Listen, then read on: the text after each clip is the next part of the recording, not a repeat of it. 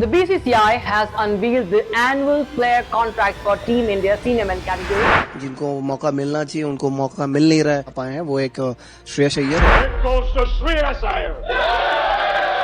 ODI world cup के brilliant performance के बाद भी Shreyas Iyer lost his BCCI central contract और यहाँ से श्रेयस अय्यर की असली कहानी शुरू होती है। इस सिलेक्शन के पीछे श्रेयस अय्यर की कोई गलती नहीं है और ना ही किसी सिलेक्टर की।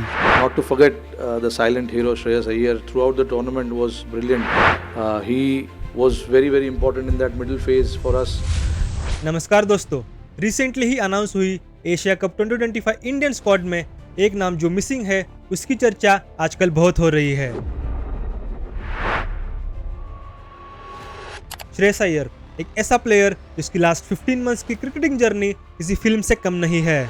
2023 के brilliant ODI world cup campaign के बाद भी उनका बीसीसीआई सेंट्रल कॉन्ट्रैक्ट लूज करना, फिर लगातार 5 डोमेस्टिक टाइटल जीतना, लेकिन फिर भी इंडियन टीम से बाहर रहना from T20 squad and upcoming Asia cup 2025। वही दूसरी तरफ Shubman Gill, the so called Prince of Indian cricket, जो कि इससे पहले T20 टीम का पार्ट भी नहीं थे, उनको T20 का वाइस कैप्टन बना दिया और इंडिया के इनफॉर्म ऑलराउंडर अक्षर पटेल को उनके वाइस कैप्टनसी से हटाकर ये डिसीजन लिया गया है। इन्हीं सारे इवेंट्स के बीच में एक ही सवाल उठ रहा है, आखिर श्रेयस अय्यर की क्या गलती थी? ऐसी क्या गलती थी कि उन्हें 15 मंथ्स के ड्रीम कैंपेन के बाद भी टीम से बाहर रखा गया? डोमेस्टिक और इंटरनेशनल क्रिकेट में उनके लगातार बेहतरीन परफॉर्मेंस के बाद भी उन्हें अपकमिंग एशिया कप और टेस्ट स्क्वाड से ड्रॉप कर दिया गया। तो चलिए आज इस वीडियो में हम देखते हैं इन्हीं सारे इवेंट्स को और समझते हैं कि श्रेयस अय्यर की इस पूरी कहानी में आखिर है क्या। तो चलिए शुरू करते हैं। श्रेयस अय्यर की ये कहानी आखिर में शुरू हुई थी 2023 के आईपीएल से, जब श्रेयस अय्यर को बैक सर्जरी की वजह से 2023 का आईपीएल स्किप करना पड़ा था। अपनी बैक सर्जरी होने के बाद श्रेयस अय्यर ने खुद को फिट बनाने के लिए बहुत हार्ड वर्क किया ताकि वो ओडीआई वर्ल्ड कप 2023 के लिए रेडी हो सके। 2023 के ओडीआई वर्ल्ड कप की कहानी सबके दिमाग में अभी भी ताज़ा ही होगी। कैसे इंडिया ने फाइनल से पहले का हर एक मैच यूनिटी के साथ फेयरलेसली और एफर्टलेसली खेला, लेकिन फाइनल में हम हार गए और वो हार आज भी ताज़ा है हर एक इंडियन क्रिकेट फैन के जहन में। अगर किसी ने इस 2023 के ओडीआई वर्ल्ड कप का सेमीफाइनल मैच एनालाइज किया हो तो इंडिया ने 15 ओवर्स में बनाए 397 रन। सेमीफाइनल में न्यूजीलैंड के अगेंस्ट इतना बड़ा स्कोर खड़ा करना पॉसिबल हुआ तो वो मिडिल ओवर्स में T20 स्टाइल बैटिंग करने वाले श्रेयस अय्यर की परफॉर्मेंस की वजह से। श्रेयस अय्यर ने उस मैच में 70 बॉल्स पर 105 रन की T20 स्टाइल इनिंग्स खेली और वो भी एक ओडीआई मैच में, और श्रेयस अय्यर की वही इनिंग्स बन गई the main winning cause in India's victory. Iyer का 2023 का आईपीएल स्किप करने का टफ डिसीजन और उनके एफर्ट्स की वजह से ही वो इस वर्ल्ड कप में 530 रन बना पाए, जिसमें 2 100s भी शामिल थे और वो इस वर्ल्ड कप में इंडिया के लिए 3rd हाईएस्ट रन स्कोरर बने। इस वर्ल्ड कप के बाद लाइनअप था Australia tour of India in December 2023। Australia के अगेंस्ट T20 सीरीज में श्रेयस अय्यर ने 5th T20 मैच में 37 बॉल्स पर 53 रन स्कोर किए थे। इस टूर के बाद था इंग्लैंड टूर ऑफ इंडिया, जिसमें 5 मैच की टेस्ट सीरीज के साथ साथ ओडीआई और T20 सीरीज भी लाइनअप में थी। श्रेयस अय्यर को इनिशियली इंक्लूड किया गया था टेस्ट स्क्वाड में for all the 5 test matches और नेक्स्ट ओडीआई सीरीज के लिए भी, लेकिन बस 2 ही टेस्ट मैचेस होने के बाद फिर से एक बार बैक इंजरी की वजह से श्रेयस अय्यर इस इंग्लैंड टूर से ही कंप्लीटली रूल आउट हो गए और यहाँ से श्रेयस अय्यर की असली कहानी शुरू होती है। इस इंग्लैंड टूर के बाद श्रेयस अय्यर ने अपने आप को मुंबई के रणजी ट्रॉफी क्वार्टर फाइनल्स के लिए अनअवेलेबल बताया, mentioning some back injury concerns जो कि पहले से ही चल रहे थे। लेकिन इंग्लैंड टूर में हुई उस बैक इंजरी के बाद श्रेयस अय्यर जब एनसीए में रिहैब कर रहे थे और उनके रिहैब के बाद एनसीए ने स्ट्रेट फॉरवर्ड कहा कि श्रेयस अय्यर को कोई भी फ्रेश इंजरी नहीं है। इंडियन एक्सप्रेस के एक रिपोर्ट के मुताबिक नितिन पटेल, जो कि एनसीए के एक हेड है, उन्होंने इंडियन सिलेक्टर्स को ईमेल करके बताया था कि श्रेयस अय्यर बिल्कुल फिट है। इसी सिचुएशन में कुछ दिन बाद श्रेयस अय्यर को IPL franchise Kolkata Knight Riders के ट्रेनिंग कैंप में देखा गया और वो भी आफ्टर रिकवरी, और यहाँ से पूरी कंट्रोवर्सी स्टार्ट हुई कि श्रेयस अय्यर आईपीएल को डोमेस्टिक क्रिकेट के ऊपर प्रायोरिटाइज कर रहे हैं। इन सब इवेंट्स के बाद फिर बीसीसीआई की तरफ से भी एक स्ट्रॉन्ग स्टेटमेंट आया। बीसीसीआई ने कहा कि जो प्लेयर इंडिया को रिप्रेजेंट नहीं कर रहे हैं उन्हें डोमेस्टिक क्रिकेट खेलना होगा, वो भी बिना एक्सक्यूज के साथ। और ये डिसीजन तब आया जब जय शाह, जो कि उस टाइम पे बीसीसीआई सेक्रेटरी थे, उन्होंने प्लेयर्स को वार्निंग दी कि don't prioritise IPL over domestic cricket. और फिर बीसीसीआई की स्टेटमेंट के बाद श्रेयस अय्यर डोमेस्टिक क्रिकेट में आ गए, लेकिन तब तक बहुत देर हो चुकी थी और बीसीसीआई ने श्रेयस अय्यर का सेंट्रल कॉन्ट्रैक्ट कैंसिल कर दिया। So finally 2023 ODI world cup के ब्रिलियंट परफॉर्मेंस के बाद भी Shreyas Iyer lost his BCCI central contract और इसकी वजह से श्रेयस अय्यर की इंडियन टीम की सीट भी एकदम से यू टर्न लेने लगी। इसके बाद श्रेयस अय्यर को 2024 के T20 वर्ल्ड कप में भी शामिल नहीं किया गया और फिर बाद में उन्हें इंडियन टेस्ट टीम में भी जगह नहीं मिली। श्रेयस अय्यर की क्रिकेटिंग जर्नी में जो कुछ गलत हो सकता था वो सब इस टाइम पर हो रहा था, लेकिन चैलेंजेस के सामने झुकने के बजाय अपनी पूरी एनर्जी चैनलाइज की डोमेस्टिक टूर्नामेंट और आईपीएल 2024 के लिए।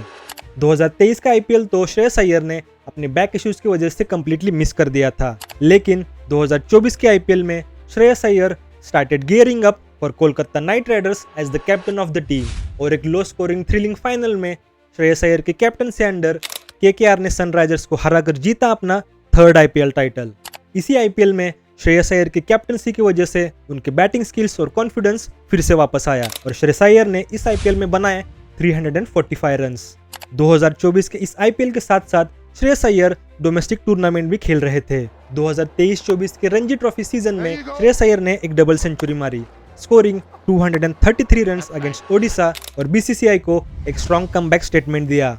रणजी ट्रॉफी के इस सीजन में Shreyas Iyer scored 480 runs with an average of 68.57, जिसमें 2 सेंचुरीज भी शामिल थी और उनके परफॉर्मेंस ने मुंबई को उनका 42nd रणजी ट्रॉफी टाइटल जीतने में हेल्प किया। लेकिन इस रणजी के जबरदस्त परफॉर्मेंस के बाद भी श्रेयस अय्यर को टेस्ट टीम में सिलेक्ट नहीं किया गया। उस टाइम के चीफ सिलेक्टर अजित आगरकर ने यह क्लियरली कहा था कि श्रेयस अय्यर को और ज्यादा प्रूव करना पड़ेगा ताकि वो टेस्ट टीम में अपनी जगह बना पाए। रणजी ट्रॉफी के बाद फिर शुरू हुई सैयद मुश्ताक अली ट्रॉफी और इस बार श्रेयस अय्यर मुंबई टीम को लीड कर रहे थे।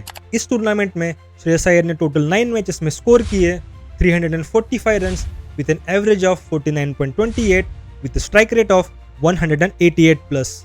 फाइनल में Shreyas Iyer was the man of the match और फिर श्रेयस अय्यर की कैप्टनसी में मुंबई ने दूसरी बार सैयद मुश्ताक अली ट्रॉफी जीती।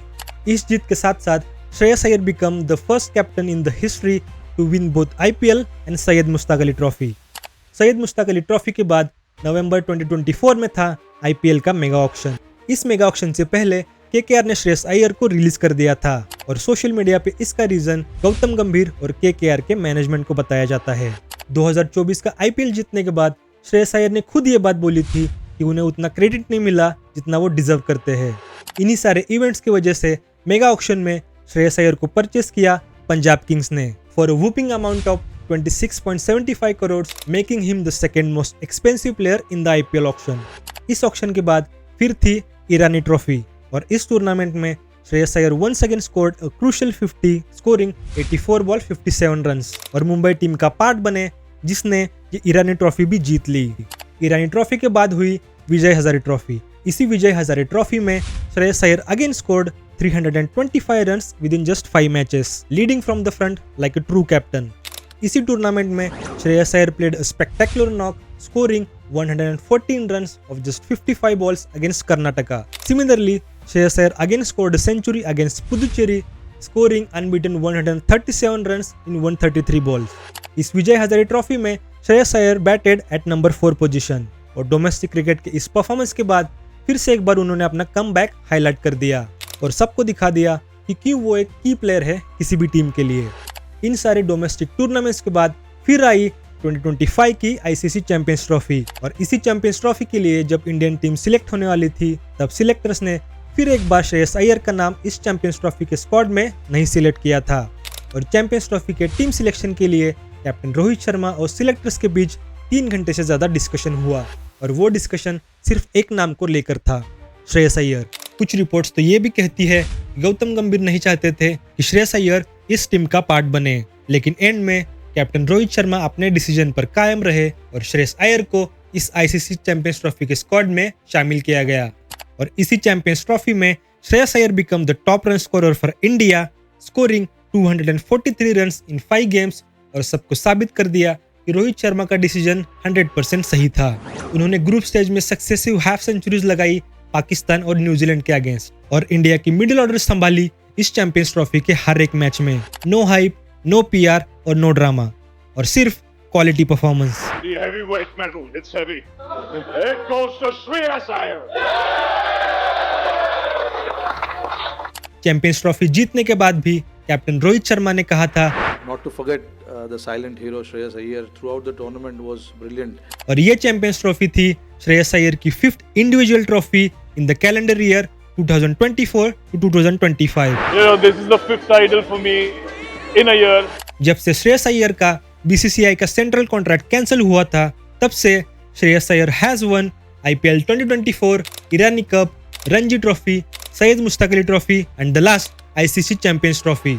मार्च 2025 में श्रेयस अय्यर को उनके बेहतरीन चैंपियंस ट्रॉफी के परफॉर्मेंस के लिए ICC player of the month का अवार्ड मिला।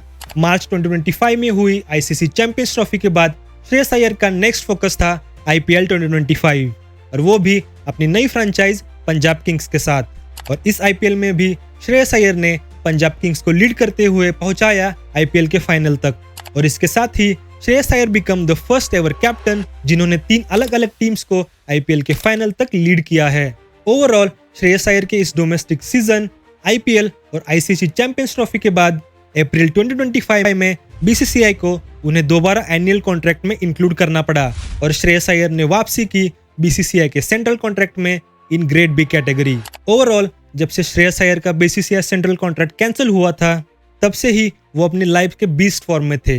2023 के ODI वर्ल्ड कप में भी उन्होंने प्रूव किया कि नंबर 4 पोजीशन के लिए उनसे बेस्ट ऑप्शन इंडिया के पास अभी भी नहीं है। डोमेस्टिक टूर्नामेंट्स में भी उनका परफॉर्मेंस सबसे ऊपर रहा, और श्रेयस अय्यर ने अपनी वैल्यू दिखाई हर एक टूर्नामेंट में अपने लीडरशिप के साथ। रिसेंटली MSK प्रसाद ने भी एक स्टेटमेंट दिया है कि Shreyas Iyer was groomed as a future Indian captain, लेकिन जब अपकमिंग एशिया कप के लिए श्रेयस अय्यर का सिलेक्शन नहीं हुआ तो सोशल मीडिया पर इसके रिलेटेड बहुत रिएक्शंस आ रहे हैं। एक्चुअली अगर T20 साइड में किसी को होना चाहिए था तो वो थे श्रेयस अय्यर। उनका IPL performance, Syed Mushtaq Ali trophy का परफॉर्मेंस और 2 ICC टूर्नामेंट का ट्रैक रिकॉर्ड ये क्लियरली दिखाता है कि he was the key player for India in last 3 ICC tournaments. लेकिन श्रेयस अय्यर के इस ऑलराउंड परफॉर्मेंस के बाद भी इंडियन सिलेक्टर्स ने ये बात बोली कि इस सिलेक्शन के पीछे श्रेयस अय्यर की कोई गलती नहीं है और ना ही किसी सिलेक्टर की। मतलब श्रेयस अय्यर की इस ऑलराउंड परफॉर्मेंस के बाद जो कुछ भी उन्होंने डोमेस्टिक क्रिकेट में किया और लास्ट 3 ICC टूर्नामेंट्स में किया, उसके बाद अगर श्रेयस अय्यर की गलती नहीं है तो फिर किसकी गलती है? After performing continuously for a period of more than 15 months, कोई सिलेक्टर ये कैसे बोल सकता है श्रेयस अय्यर अपनी सीट अभी भी इंडियन टीम में नहीं डिजर्व करते? कैसे पॉसिबल हो सकता है? आपको क्या लगता है? कमेंट्स में जरूर बताएं। अगर आपको ये वीडियो अच्छा लगा हो तो please like, share and comment on this video, और अगर अभी भी आपने हमारे चैनल को सब्सक्राइब नहीं किया है तो please subscribe to our channel for more of such sport related stories and content. Thank you.